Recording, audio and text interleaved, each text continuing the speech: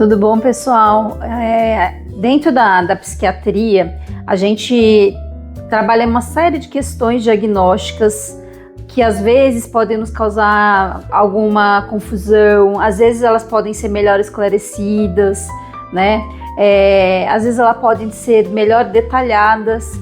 E o profissional que a gente normalmente pede para nos ajudar nas questões diagnósticas também, né, e das abordagens que são as mais apropriadas para esse tipo de paciente, é o profissional da neuropsicologia. A Raquel trabalha comigo já há bastante tempo, já de um outro trabalho que eu desenvolvi em outro local, e ela agora trabalha também comigo aqui no consultório, e ela vai ter a oportunidade de falar um pouco, né, como que se desenvolve esse trabalho, como que ele se faz, né? Tem pessoas que eu encaminho para esse tipo de abordagem e falam, mas como que funciona, né? Por que precisa de tantas sessões? Por que são tantos testes, né? A partir desses testes eu consigo descobrir o quê? Então, ela pode contar um pouco para a gente como funciona esse processo, esse procedimento, para nos ajudar a nortear os tratamentos, né? Diversos aí da área tanto de neurodesenvolvimento como das questões só puramente emocionais. Tudo bom, Raquel? Tudo jóia, doutora. Conta um pouquinho, Raquel, primeiro da tua carreira, assim, né? Quanto tempo você já trabalha, né? Desde quando que você faz neuropsicologia em si mesmo? A psicologia há 13 anos e a neuropsicologia há 4. A neuropsicologia e com o processo de reabilitação também. Ah, legal. Aí nessa faixa de 4 anos aí. E o que te levou a escolher fazer um trabalho em neuropsicologia? O que te interessou? O que me chamou muita atenção na neuropsicologia era a questão métrica, né? Ou vamos dizer assim, o psicométrico ali. Isso porque, atuando, trabalhando como psicóloga, muitas vezes vendo as diversas situações e questões, por mais que a gente, claro, busque a questão teórica, né, busque esse conhecimento, mas muitas vezes tinham questões que ficavam na interrogação, né, com dificuldades que as pessoas apresentavam. E era a curiosidade de buscar algo que ajudasse a mensurar aquilo, né? Como os testes, no caso, para ajudar as pessoas, vamos fazer, e inclusive porque nos permite avaliar se a queixa, diante do resultado que a gente tem dos testes, corresponde realmente àquele problema, àquela questão que a pessoa está trazendo.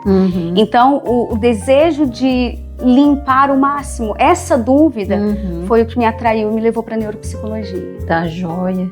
E como que se dá esse processo, né? Tem muitos questionamentos, assim, né? Das pessoas falarem, diferente de terapia, como que funciona esse processo, né? Sim. Então, a neuropsicologia, nós costumamos dizer que é uma forma de identificar o perfil cognitivo, né? Esse funcionamento mental aí. Para as crianças, a gente costuma dizer que a neuropsicóloga é a tia chata, no sentido porque é testes, né? E muitas, por exemplo, quando nós estamos fazendo o processo de avaliação do QI, né? Eficiência intelectual, essa capacidade da criança, por exemplo, que a gente faz com o adulto também, mas a criança geralmente ela já está naquela dinâmica de escola. E aí quando ela vem é um pouquinho... É mais de aula. Como se fosse mais do mesmo, exatamente. Mais uma prova, né? Então aquilo acontece. Esse caminho, como que nós fazemos? Geralmente eu converso com as pessoas quando me procuram, eu falo, primeiro vamos fazer uma conversa que ela é sem custo, mas para você entender como que se dá, o que acontece, e aí eu vejo se a pessoa sabe alguma coisa sobre aquilo, se não, como que é? Explico para ela. Então, falo sobre a questão dos testes, quando a gente fala da eficiência intelectual, tanto da criança quanto do adulto. Nós fazemos esses testes, avaliamos esse conjunto e depois nós vamos para avaliar cada uma das funções. Então, memória, atenção, as funções executivas, essa capacidade de estratégia, planejamento e também o contexto emocional ali. Quadros, né, ansiedade, depressão, aquela questão no dia a dia. Muitas das atividades que a gente fala das escalas, que são os questionários, eles são o quê? Uma autoavaliação. Então, sempre explico, né? A gente sempre diz para a pessoa, isso aqui é o seu olhar para si. E sempre, além das crianças e dos adolescentes, mesmo quando eu atendo um adulto, eu peço para ele escolher alguém de confiança que eu possa conversar, porque é alguém que vai ter uma visão sobre ele. Sim. Então, isso ajuda, mas, né, vamos dizer que sendo o adulto, eu sempre vou pedir essa autorização e ele indica essa pessoa para mim. Até porque tem algumas informações que a gente vai precisar da infância. Sim. Então, geralmente, assim, se a gente consegue acessar o pai, a mãe, às vezes um irmão mais velho, alguém que consiga ter essas lembranças, porque alguns diagnósticos, né, algumas questões nós vamos buscar lá na infância pra gente ver como que tá esse histórico de quando chega pra gente. Tá certo. E é um processo de vários dias, né? São vários dias. E é diferente de um processo terapêutico, né? Como é que é a criação de aliança dentro da neuropsicologia? Então, por isso, inclusive, que eu procuro iniciar com essa conversa informal, de explicar como é, o que é. E aí depois a gente vem pra anamnese, porque quando eu faço a primeira conversa com a pessoa, eu converso, explico pra ela e falo pra ela, você pode pensar e me retornar se você quer fazer o processo. Pra que ali ela já saiba o mínimo de como é e se sinta à vontade. Aí nós vamos pra anamnese, que é um dos passos mais importantes da avaliação, né? Porque a gente consegue minuciar todo esse histórico, o próprio histórico familiar. Depois disso, aí vamos para a aplicação dos testes. Tento deixar a pessoa mais tranquila possível, a criança, né? Familiarizar, trazer um pouco, me contar um pouquinho de como está o dia. Isso porque o fato de sabermos que estamos indo para uma avaliação já vai alterar emocionalmente, já vai causar, é inevitável. Então, mas aí à medida que a gente vai conseguindo familiarizar, né, trazer de uma forma mais suave as atividades, explicar que tá tudo bem se não acertar tudo, que o que a gente eu quero que ela se esforce para fazer, mas se não souber, isso não é um problema, que aquilo que nós estamos fazendo é um mapeamento, é uma estratégia para a gente ver como que está funcionando, que no final de tudo aquilo, a gente vai ver o resultado e saber o que a gente vai poder fazer para melhorar, se houver algo que precisa ser melhorado. Então, essa questão eu considero assim, muito importante, principalmente, por exemplo, quando as pessoas já vêm e perguntam assim, mas vai avaliar o QI? E aí, né, é o monstro do QI, né? E o que se é superior, o que é? E aí a gente vai vendo que, assim, por exemplo, mesmo quem tem altas habilidades, terá limitações em outras coisas. Sim. Então, não importa, ninguém vai estar... Vai ser 100%. Cognitivamente, né? Não vai ser 100%, não vai ser perfeito. E tudo bem, né? Essa questão desse processo. Inclusive, quando algumas pessoas chegam muito angustiadas, eu costumo falar o seguinte, vamos fazer a avaliação e a gente vai ver o seguinte, se você funcionar como uma máquina de lavar, não vai dar pra gente colocar leite e banana porque não vai sair vitamina. A gente vai ter que usar outros recursos. E se funcionar como um liquidificador, não vai dar para colocar roupa para lavar. Então, a busca, o caminho de traçar esse perfil, de ver o que está acontecendo, é justamente para a gente auxiliar naquilo que precisa da intervenção. Né? E tanto que, assim, uma particularidade minha, geralmente eu faço avaliação e na maioria das vezes converso com os médicos, né, pergunto, ou às vezes dou a minha opinião em particular, mas eu procuro traçar, colocar mais o tracejo ali mesmo do perfil. Porque tem outros exames, podem ter outras características, outras questões ali também, que às vezes só o médico vai ter acesso. E qual é a maior incidência assim, de pacientes que você costuma receber? Olha, a maior queixa, vamos dizer assim, que tem aparecido é o transtorno de déficit de atenção e hiperatividade. E realmente, a gente tem identificado muitos adultos com o quadro, adultos e adolescentes, por exemplo, né, tem chegado muito. Eu sempre busco a questão, quando eu falo da anamnese, no sentido de vermos assim, quais são os estímulos que essa pessoa está, a quais estímulos está se expondo.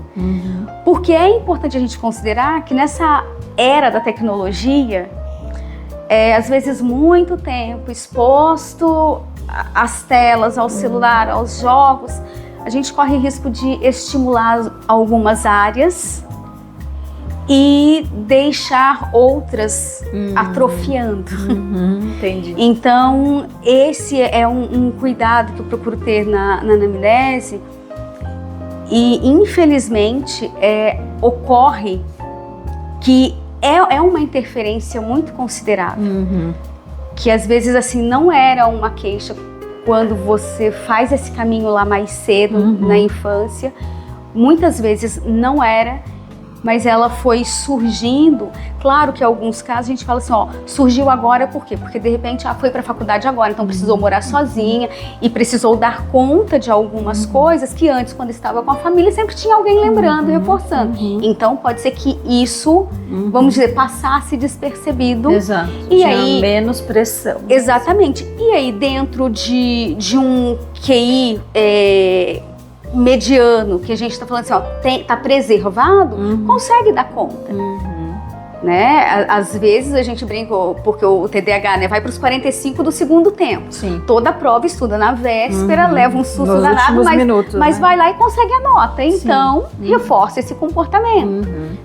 Mas tem casos que não tinha, e aí inclusive pontuam. O quando você vai ver quanto tempo está nas telas, quanto tempo se dedica, jogos mesmo, né? Algumas outras coisas, e isso acontece. Exato. E como que tem sido, assim, os acompanhamentos desse tipo de paciente? Depois ele é encaminhado para uma outra abordagem, ele continua com você? Alguns continuam, e aí quando continuam eu trabalho a reabilitação cognitiva, né? A gente vai para algumas atividades, e a terapia cognitivo-comportamental. Ah, joia. Mas ou quando alguns, por exemplo, vêm para mim a pedido, por exemplo, do psicólogo. Já está com um psicólogo, legal. né? Já está em acompanhamento e às vezes estão ali já tentando isso. E aí não consegue, então geralmente vindo, tomando, né, sustentar, manter o atendimento, o acompanhamento, mas a avaliação direciona, por exemplo, o trabalho do psicólogo que já está acompanhando também. E você falou de reabilitação, né? Como que funciona esse trabalho? Então, a reabilitação, geralmente, a gente diz assim, para reabilitação, preciso ter antes a avaliação. Por quê? Nós vamos exatamente nas áreas que elas estão prejudicadas, que estão ineficientes ali. Isso se dá com tarefas que podem ser desde atividades até no celular, que aí no computador, no celular, mas que são direcionadas como treinos, e aí você tem um período, um horário para ser feito, como atividades do que a gente vai falar do ecológico mesmo. Às vezes é o quadro de informação que você vai ter em casa, organizando o horário ali. É uma agenda, é um lembrete. E atividades de dentro de casa ou vindo, e a gente vai fazer em folhinhas de papel mesmo, mas vão ter esses treinos. Geralmente trabalhado muito na área da atenção e memória. E você atende idoso também, Raquel? Você chegou a fazer diagnóstico de pacientes idosos? Fiz. Já atendi também alguns idosos que vieram, geralmente os quadros, pelo menos que chegaram para mim, nós estávamos passando pelo comprometimento cognitivo leve, né? Que pessoas já mais velhas que já estavam com algum declínio ali da memória, da atenção. Por exemplo, uma diferença, né? Quando a gente pega o jovem, a criança, adolescente com o TDAH, a gente percebe o quê? A memória, ela tem um dano, mas ele é secundário, porque o déficit está na atenção. Sim. Quando nós vamos pro declínio, né, o comprometimento cognitivo leve, a memória, ela já sinaliza, ela é primária. Então isso também acontece. Então, na verdade, é uma abordagem que serve para toda a faixa etária, né? Sim, a avaliação, considero assim, né, muito importante, porque e auxilia a pessoa, eu digo, até mesmo quando ela recebe, quando ela vê o laudo, e ela consegue ver o que está acontecendo ali de resultado e dizer, nossa, agora então eu sei que eu funciono desse ou daquele jeito, eu sei por que eu não entendia tal coisa ou por que eu não conseguia fazer tal coisa. Sim. Isso também é algo que dá alívio, é algo que diminui muito a angústia, que para muitos pacientes, a partir disso, eles se empenham mais no tratamento, sentem assim, mas eu digo que confortáveis no se aceitar. Exato. Tem muita gente que fala que passou a se conhecer de verdade, né? Depois de ter um diagnóstico mais específico, mais preciso, né? Que conseguiu ver no resultado das avaliações muitas características que talvez nem se percebesse, mas que apareceram ali, né? Durante a avaliação. Eu tive um paciente que ele falava que ele se achava inferior a tudo o tempo todo. E ele falava que as pessoas que trabalhavam com ele sempre o elogiavam muito, até falavam sobre essa questão de QI, que ele era muito inteligente, mas ele não considerava. E quando nós fizemos a avaliação dele, realmente, a maior parte das atividades e o QI deu muito superior. E aí, ele fala que a partir dali, a questão dele sobre autoestima, sobre aderir ao tratamento, sobre fazer o acompanhamento foi tão grande, foi tão forte para ele, assim, de impacto, que o quanto ele começou a se aceitar e enxergar que realmente aquilo existia. Então, e mesmo quem tem a dificuldade, né? Às vezes a criança é tida, por exemplo, como preguiçosa, ela não gosta de estudar, ela não faz nada, ela é inquieta, é bagunceira. E aí, quando sabe o que está acontecendo, é um outro processo. Porque daí a gente para criança é bem mais esclarecedor, né? E tranquilizador, e para a família também. Então, tanto que a gente fala reabilitação, mas muitas vezes a gente fala assim, gente, isso aqui é habilitação, porque tem funções, principalmente na infância, que assim, elas nunca foram usadas. A criança nunca conseguiu funcionar com essa atenção que ela tem potencial para. Tanto que uma coisa também importante na avaliação neuropsicológica, que nós temos na questão psicométrica, né? Os testes lá que vão avaliar, você compara a população geral. Então, eu fiz uma avaliação, comparo aquela pessoa com a população brasileira. Mas tem um dado momento que eu começo a comparar ela com ela mesma. E isso, inclusive, também se faz muito importante, porque dependendo do potencial de eficiência intelectual que ela tem, se ela fez uma atividade, naquilo dali ela pontuou muito superior. E ela vai para uma outra coisa que é média, essa média não corresponde à necessidade dela. Entendi. Então, também é um desafio aí. E o que mais se considera importante dentro da sua área, em termos de novas perspectivas, né? Então, dentro do contexto da avaliação, hoje eu acredito que a avaliação neuropsicológica, ela já tem um olhar que praticamente todos, ou a maior parte dos médicos buscam antes de fechar um diagnóstico, porque traz esse lugar do esclarecer, desse perfil cognitivo mesmo. E de perspectiva, eu acredito que é o quanto pode ser potencializado para auxiliar ainda mais, tanto num diagnóstico correto, quanto para ajudar e orientar nas diversas atividades mesmo, eu falo da vida das pessoas. Né? Muita gente entender, inclusive, o potencial que se tem. Estimular compreender em si mesmo, né? E a gente também compreender algumas coisas, talvez, que para nós podem passar despercebidas ou nos causam muita dúvida, né? Na hora de ter o diagnóstico do paciente. Sim, porque quantos questões ou estados emocionais afetam a cognição. Sim.